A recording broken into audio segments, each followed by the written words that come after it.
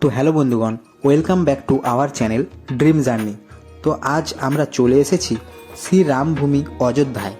আপনারা অনেকেই ভিডিওতে শুধু অযোধ্যার রাম মন্দির দেখেছেন, কিন্তু তাছাড়াও এই অযোধ্যায় আরও দুটি জনপ্রিয় ও প্রসিদ্ধ মন্দির রয়েছে। আজ আমি সেই ভিডিওই আপনাদের সঙ্গে শেয়ার করছি। এটি সেই সরজু নদী, যেখানে ভগবান শ্রীরাম অন্তর্ধান হয়েছিলেন এবং জল সমাধি নিয়েছিলেন। এই নদীকেও গঙ্গার সমান মোক্ষ লাভের কথা বলা হয়েছে।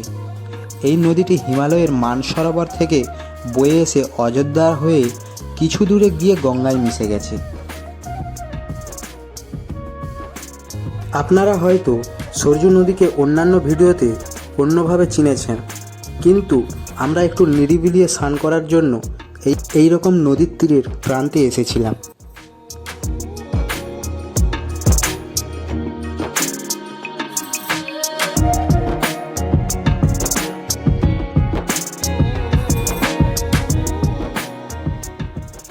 এবার আমরা চলে এসেছি শ্রী রামভূমি অযোধ্যার শ্রী চারধাম মন্দিরে। এই মন্দিরে রামেশ্বরম, দ্বারিকাধীশ শ্রীকৃষ্ণ, পুরীর জগন্নাথ দেব ও বদ্রীনাথ একসঙ্গে বিরাজ করছেন। এই রকমভাবে এক মন্দিরে চারধাম দর্শন করা খুবই সৌভাগ্যের ব্যাপার, কারণ সবার দ্বারা সম্ভব নয়, আবার সামর্থ্য থাকে না ভারতের চার প্রান্তের ভগবানকে দেখা। তাই হয়তো এই রকমভাবে এই অযোধ্যায় চারধামের মন্দির তৈরি করা হয়েছে। এই মন্দিরে অখণ্ড নাম সংকীর্তন অনবরত হয়ে চলেছে।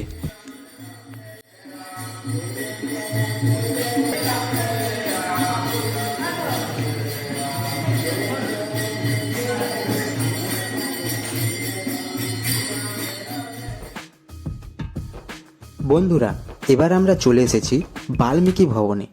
এই ভবনটি শ্রী চারধাম মন্দিরের 200 মিটারের মধ্যেই রয়েছে। এই ভবনটিতে প্রথমের দিকে বাল্মীকির রামায়ণের কথা আলোচনা করা হতো। বর্তমানে শ্রী রাম জন্মভূমির তীর্থক্ষেত্রের অধ্যক্ষ নিত্যগোপাল মহারাজ এই চারপাশের দেওয়ালে রামায়ণের 24,000 শ্লোকের লিখিয়েছিলেন। রাম কথা অর্থাৎ রামের চরিত্রকে এইভাবে তিনি সবার চোখের সামনে তুলে ধরেছিলেন।